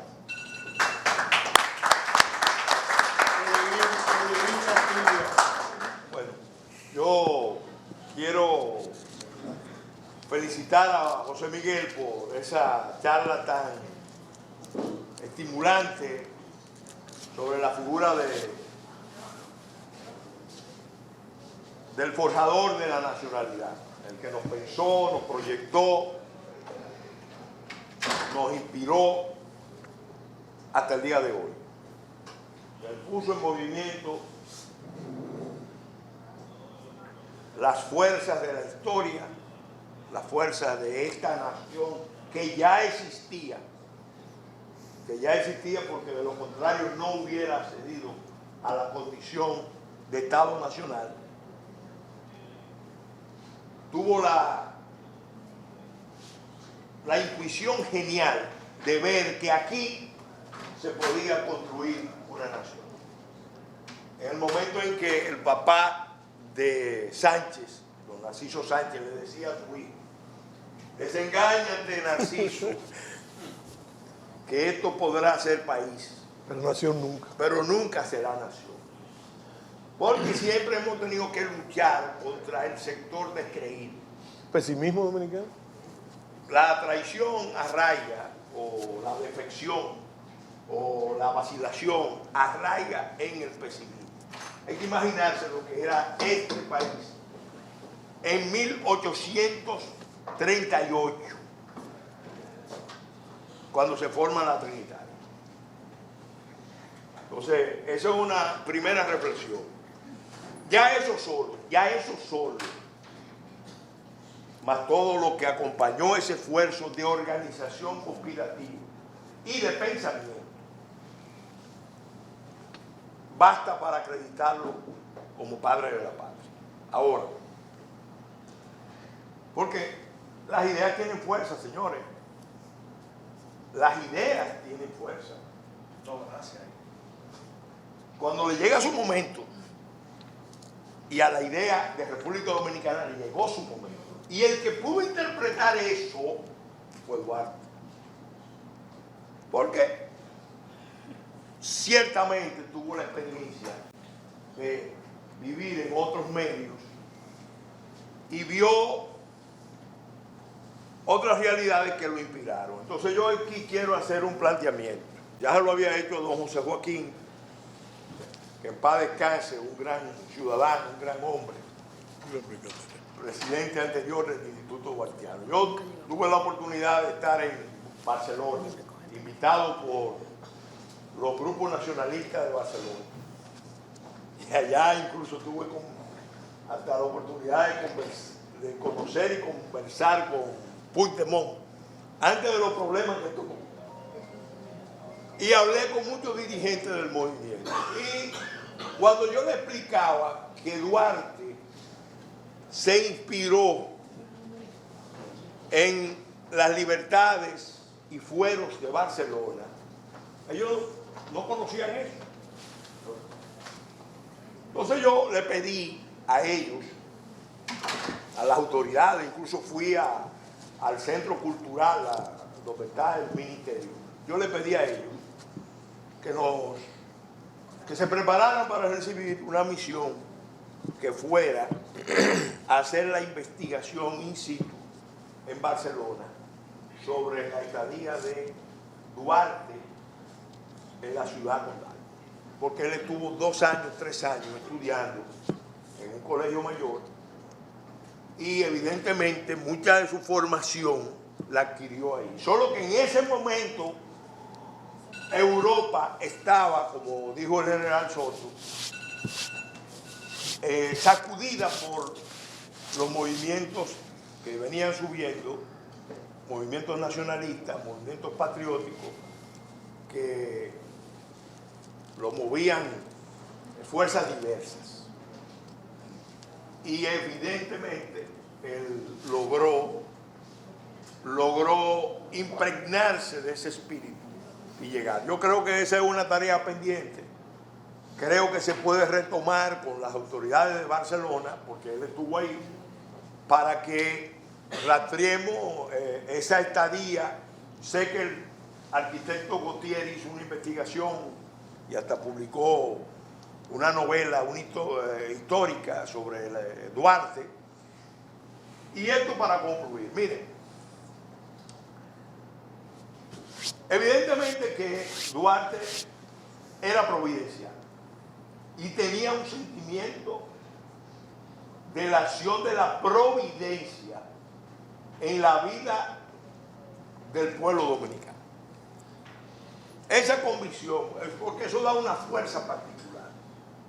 Cuando usted tiene la providencia trabajando de su parte, usted tiene una fuerza inspiradora para mí. Y él lo demostró. Ahí están sus escritos, sus frases que son para la eternidad. Pero eso también puede explicar mucho su actitud ante las persecuciones. Las persecuciones que las sufrieron todos los grandes próceres de América. La sufrió don Miguel Hidalgo, Todo el mundo. que fue ejecutado, Morazán, que fue ejecutado. No, estoy hablando del tiempo original. Allende en México. Ah, bueno, Allende. Yo pensé que me estaba hablando de Allende en Chile. No, Allende en México. San Martín le tocó el destierro. Bolívar escapó a muchos atentados y murió en un destierro interior. Sucre fue apuñalado. Martí tuvo que inmolarse en el campo de batalla, en parte por los cuestionamientos que recibía. Óigame, Duarte era un ser excepcional, pero esa experiencia que él vivió, de haber llevado el movimiento hasta donde lo llevó, y luego ser víctima de una persecución tan feroz, que en el primer año ejecutó a María Trinidad Sánchez. Eso yo creo que en su alma lo marcó profundamente y lo llevó a un convencimiento. Y ahí hay mucha grandeza también, señores, porque en la renunciación ahí yo suscribo la tesis de Balaguer. Duarte sabía que la República estaba en lucha, que se podía perder, porque estaba luchando con fuerzas superiores. Y a pesar de eso, él prefirió, como lo dijo en su célebre carta, no ser una fuente de discordia y apartarse. Y eso también tiene una enorme grandeza, que no es común. Pero le voy a decir una cosa, de los padres de la patria de América Latina, Duarte no era un ser humano común, ni siquiera era un héroe común. Y ahí yo suscribo mucho la tesis de Balaguer, de que este hombre tenía un sentido de trascendencia y una vocación mística muy fuerte. Bien, tenemos aquí, espera un turno del... Buenas noches, mesa principal, equipo de apoyo, Me dijo su nombre. mesa principal. Buenas noches también a los demás compañeros que son parte aquí de esta parte de audición. Luis Mejía, de Quinta República. Presidente, tal vez más venir a presidir el auto con Sagrada Exposición, porque todos conocemos aquí su gran dote de orador. Pero dentro de esa locución me surgió una pregunta que quiero externarse. ¿Qué motivó al señor Ulises Eroski declarar a Duarte como padre de la paz? José Gabriel García, sí. Bueno, Esa pregunta. sí. Te quiero decir que Lili no es simplemente eso que hemos dicho. Lili fue el brazo militar del Partido Azul, que fue el partido de Torrón. Eso podría responderte tu pregunta, pero si tú sabes que el Partido Azul fue una continuación del partido de Juan Pablo Duarte, de esa corriente liberal. Entonces, con su padrino y promotor, que fue el general Gregorio Luperón, Entonces, tenía influencia de ese vector, pero además, Lo de después que los asumió el catalanes, poder por última o de vez, los catalanes. Lili tenía un problema político serio. Yo he dicho, señor, y escúcheme la comparación, el Partido Azul se me parece mucho a varios partidos de la actualidad. Inclusive muchos reclaman su herencia histórica. El Partido Azul se puede llamar que es la misma expresión del Partido Revolucionario Dominicano, del Partido de la Liberación Dominicana y por último del PRD. Por eso. Ahora, con sus virtudes, pero también con sus grandes contradicciones. Con sus grandes contradicciones.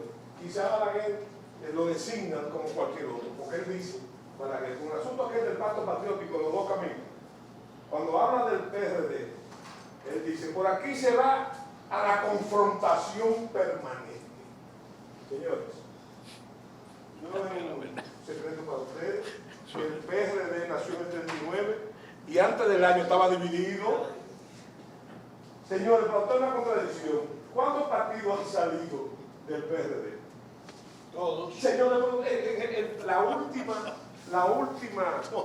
es el PRM. El PRM es el PRD con otro nombre. Pero ahí están las contradicciones. Usted no ha visto un señor que se llama Guido Gómez, otro que se llama Montiel. Mala palabra y sin La sillazo. confrontación permanente. Esa era la confrontación del Partido Azul. Entonces, Lili, luchando con esa confrontación, porque fíjense cómo son las cosas, lo que siempre se repite. ¿Cuál es el padre del señor Ulises Herrero? Era Gregorio López Herrero. Y él es que lo promueve por primera vez a la presidencia. Y termina enemigo a muerte.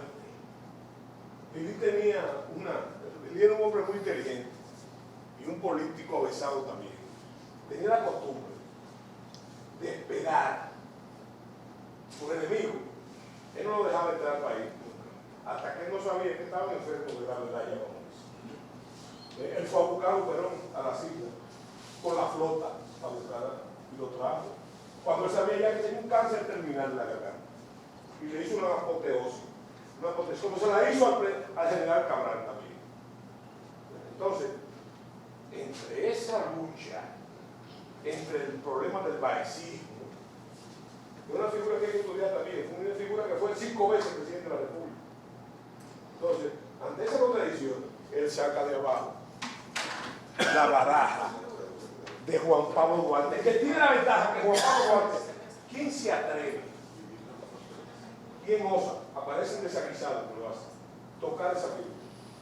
Entonces, el negro ilustre hace así y abraza la figura de Duarte. Duarte está muerto ya. Pero como tiene la lucha de los rojos, de los colorados, de la lucha permanente, entonces dice, bueno, pero hay que emparentar esto, porque la familia Sánchez Estaba reclamando. y mencionó a Mella por otra anécdota, como se escribió el himno nacional. Hay una omisión de uno de los 3 padres de la patria, que es Amella. Entonces le explican, cuando la familia va a reclamar, pero le explican, pero señores, ¿y por qué no está Amella ahí? Entonces le explican que es un problema de armonía y de ritmo, ¿verdad? Y la señora que fue a reclamar, le dice, porque el libro dice, donde el genio de Duarte y Sánchez, a ser libre y murió, pero omiten a Amella. Entonces la señora le dice, es un asunto de armonía musical, ¿verdad? Para que coincida los versos. Y dice, no, ¿quién dijo eso? Señores, donde el genio de Duarte, Él de explica. Sánchez y de Mella, Proudhon explica el armonía. y dice que no podía mencionarlo a todos, ¿Eso qué hace? La que fórmula ellos de los representaban 3 a padres todos de la los demás patria, próceres. y sobre todo la exaltación de Juan Pablo Duarte que hace el general Ulises. Esa es la Muy bien. razón. Me dicen, Por sugerencia de José Gabriel García. Digo verde, va ahora, pero espéreme. Espérate. que me dicen que el PRM, estamos cayendo en estos días, es el PRD sin malas palabras y sin sillazos. yo me río. Gracias, Pelegrín. Pero hay un asunto que menciona. Sí, pero espérate, esto es interesante. Hay un asunto que menciona Pellegrini, que hay que decir aquí. Bueno, resulta que el historiador nacional José Gabriel García, hay que saber los intersticios, era vecino de un señor que se llamaba Juan Pablo Duarte, ahí en la Tarazán. Entonces, mucho más joven que él, pero ya en la independencia, José Gabriel García es teniente de artillería. Si usted ve la obra, usted ve lo que es el problema de la política dominicana, si usted ve la obra de García, ustedes van a ver que ahí está la defensa permanente al padre de la patria. Claro. Y si yo les digo a ustedes que José Gabriel García, en el gobierno restaurador, se convirtió en un opositor a Juan Pablo Duarte. ¿Cómo? Sí.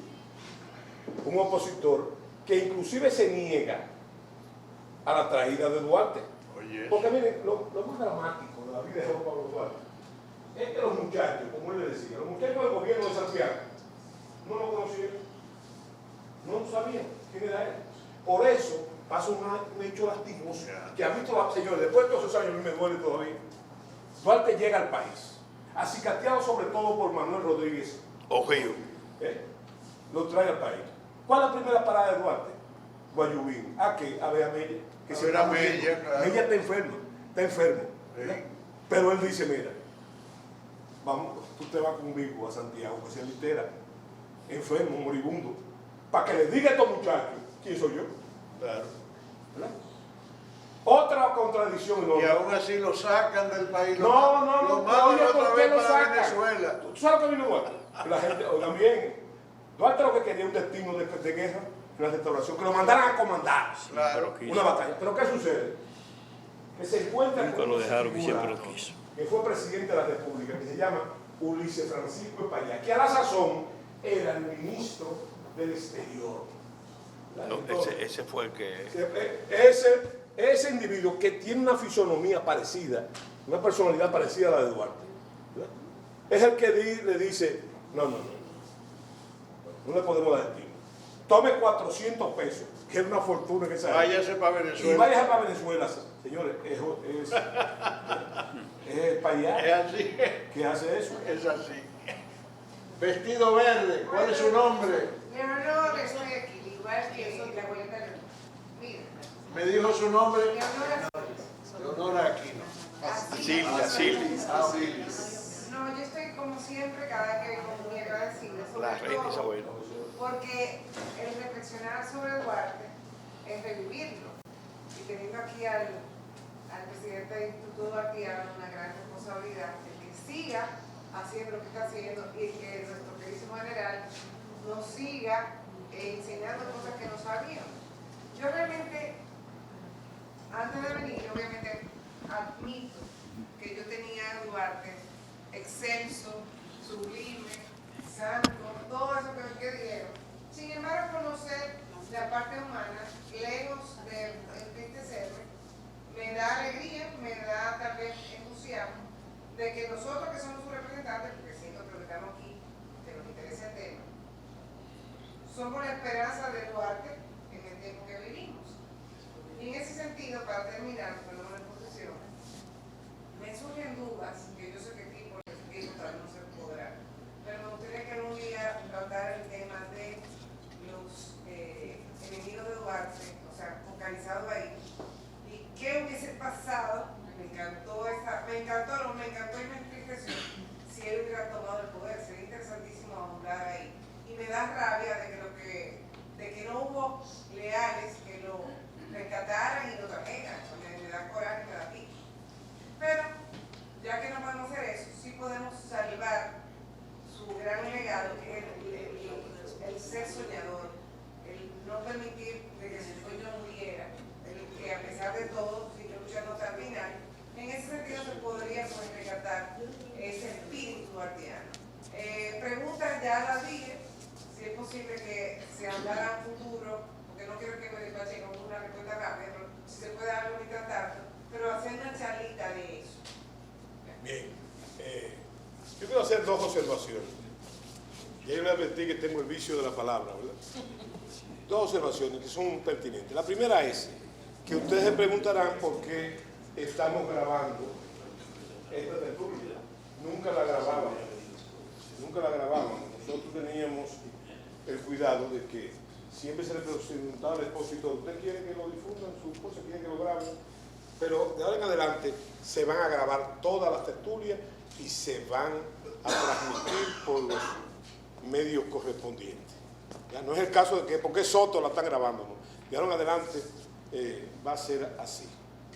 Bueno, yo quiero decirte, y tú pensarás que no te estoy respondiendo la pregunta adecuadamente. Yo creo, en mi caso lo digo finalmente, no simplemente para coartar las inquietudes de ustedes, que lo que mejor retrata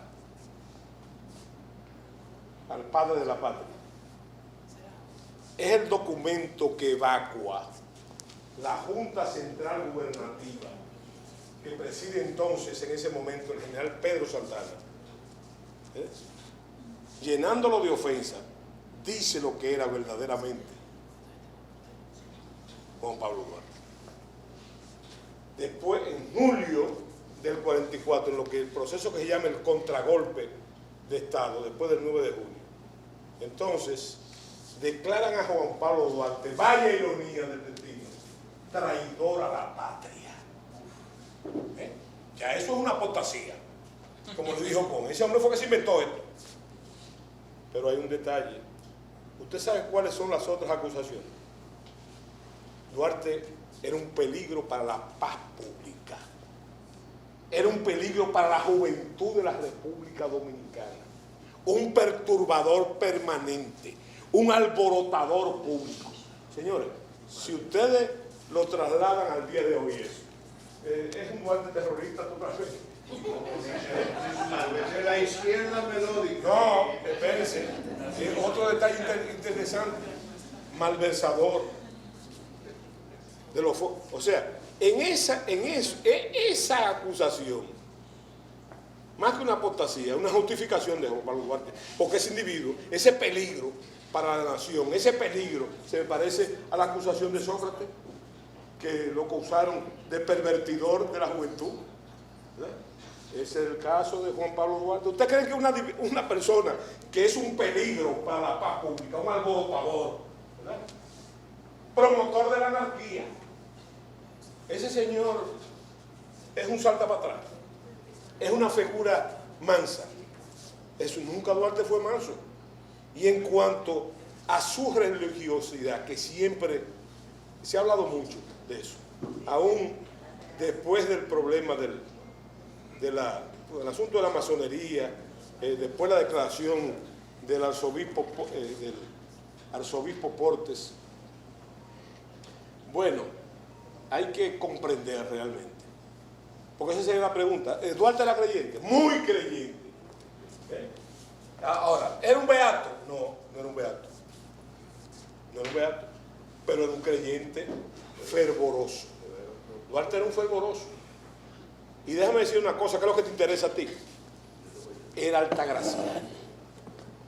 El gran altagraciano de nuestra historia es Pedro Santana. ¿Verdad? Pedro Santana. Pero Duarte era más altagraciano. ¿Verdad?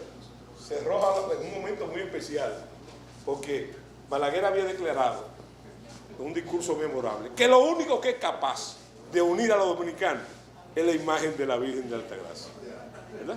Un factor de cohesión nacional. Como México, La Virgen de Guadalupe. Él tiene la palabra. La Virgen de Guadalupe. Era una Esa vocación no está influenciada enormemente por la Virgen de Altagracia, bueno. que fue el primero. Que fue el primero. Él tiene la palabra. Él, allá y aquí. Ahora arriba. Mi nombre es Damaso. Vamos arriba. Mi nombre es Damaso.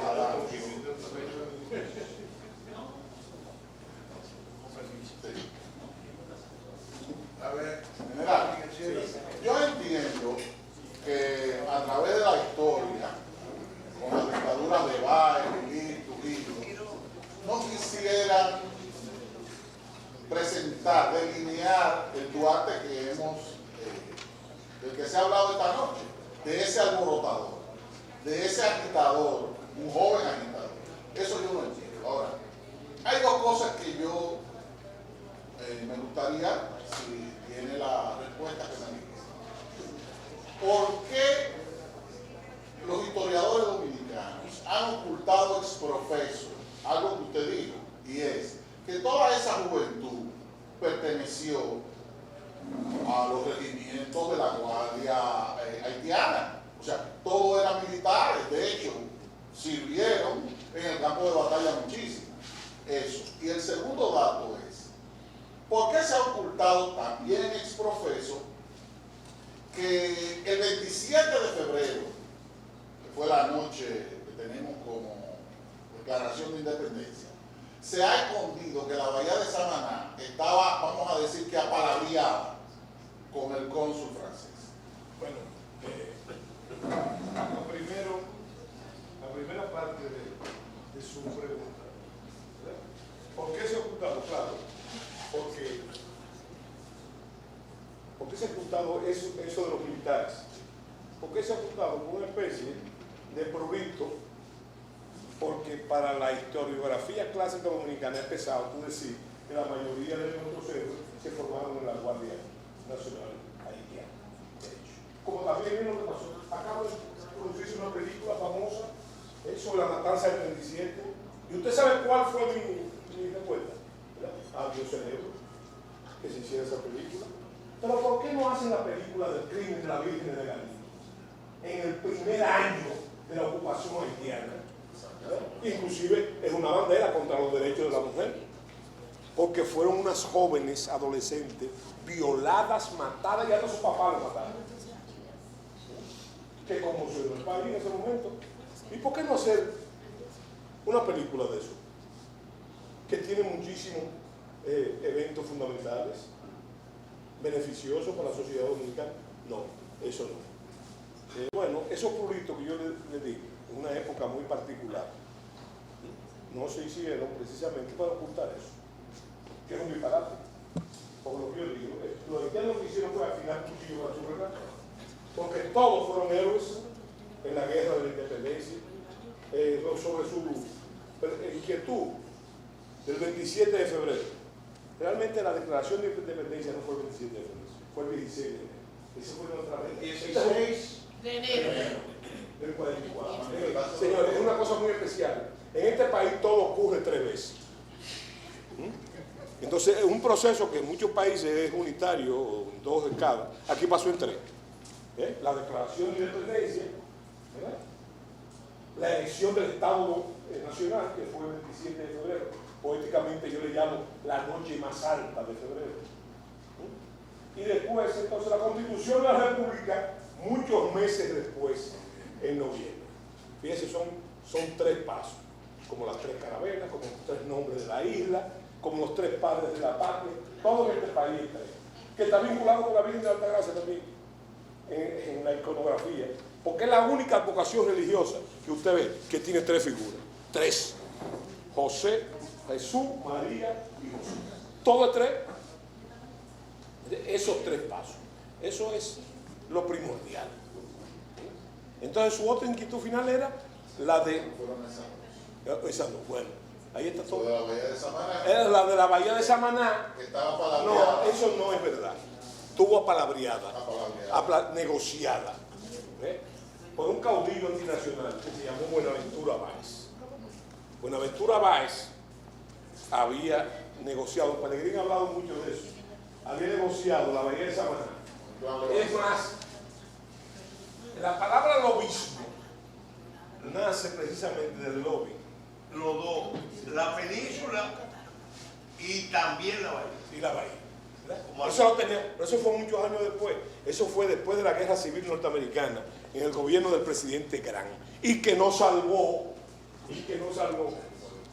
por intereses políticos determinados el buen juicio de Charles Somer.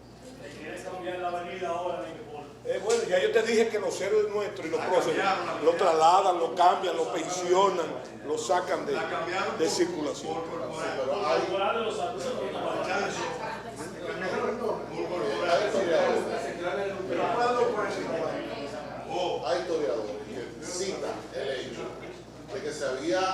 negociado con el cónsul francés. Ah, no, ese es otra cosa. Lo que se había negociado con el Ducherot de Santander, ¿verdad? Que era el cónsul. El cónsul que provocó el golpe de Estado el 9 de junio de 1844 y que tuvo que esconderse y salir corriendo. Lo que él iba más allá, eso era un valor agregado. Él lo que quería era el protectorado de Francia. Señores, hay que leerse. Y yo voy a dar una conferencia mañana. Yo voy a dar una conferencia, señores. El proceso que nos llevó a nosotros a la condición de nación. El primero fue la invasión de Peña contra el imperio inglés y que ganaron los dominicanos. Y después ese fenómeno. Hay que ver lo que pasó con Francia. Es una lección lo que pasó con Francia. Señores, hay que saber que los dominicanos, que tampoco se dice eso, conquistaron varias veces la Tortuga, que era un asentamiento francés y de ingleses. Y los ataques de los dominicanos fueron allá y desembarcaron y vencieron, ¿verdad? Y los desalojaron y ellos volvieron. Entonces, hay que tener muy presente que la gran riqueza del pueblo dominicano, la gran riqueza, mucha gente, Magluta dijo una vez, el presidente Magluta dijo que este era un país rico, pobremente administrado. Señores, es la retórica de la libertad contra la retórica de la famosa retórica de la corrupción, etc. Yo le digo a usted una cosa, la única riqueza real del pueblo dominicano es el heroísmo de sus mujeres y de sus hombres. Hemos vencido todas las potencias que nos han agredido. A los gringos no lo hemos vencido, pero estamos aquí hablando así. Usted puede hablar y puede cantar el himno nacional. Esa es la verdad. Entonces, por eso yo soy sencillamente optimista.